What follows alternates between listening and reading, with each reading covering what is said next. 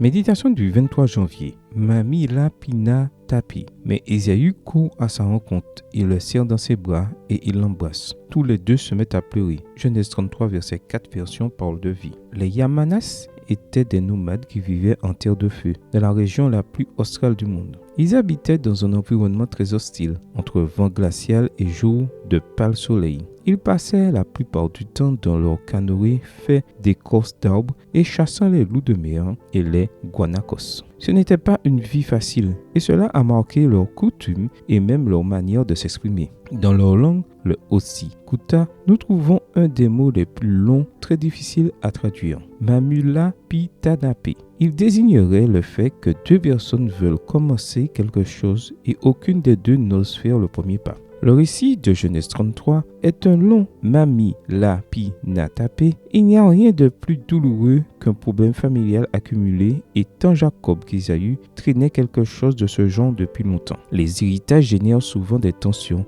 et dans ce cas, les divergences n'étaient pas négligeables. L'un insistait sur le fait que l'autre lui avait vendu son droit d'aînesse et l'autre sur le fait que le premier était un voleur qui avait utilisé des artifices légaux pour lui prendre ce qui lui revenait. Ainsi, ils restaient sur leur position et aucun ne faisait le premier pas, que ce soit pour ne pas reconnaître leur part des responsabilités ou pour quelque raison que ce soit. Le verset 4 commence par un « mais ». C'est curieux parce que les « mais » sont les principales causes de Mami la Pinatapi. Les « mais » nous rendent esclaves et inhibent, ils paralysent nos progrès. Cependant, l'inattendu se produit. Ésaü, le chasseur aguerri, le carnivore effréné, le velu aux cheveux roux et rapidement violent rompt l'inaction. C'est un mais formidable qui changea l'histoire de deux tribus parce que les querelles familiales deviennent tribales et les fit fraterniser de nouveau. Imaginez cette masse de poils roux sous le cou de Jacob, la collade du géant et le baiser d'affection. Cela ne pouvait se terminer que par des larmes de joie, des larmes de retrouvailles, des larmes de consolation. Nous restons des nomades. Nous avons échangé les écrosses pour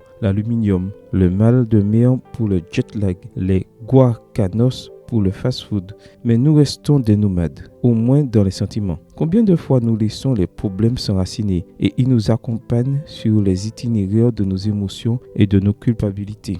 Combien de souffrances à cause de l'orgueil ou de la crainte? Dans Matthieu 5, versets 23 et 24, Jésus donne la clé pour ceux qui subissent des mami lapinatapi. Si donc tu présentes ton offrande à l'autel et que là tu te souviennes que ton frère a quelque chose contre toi, laisse là ton offrande devant l'autel et va d'abord te réconcilier avec ton frère, puis viens présenter ton offrande. As-tu quelque chose à régler? Alors, qu'attends-tu? Amen. Bonne journée à toi et que le Seigneur te bénisse.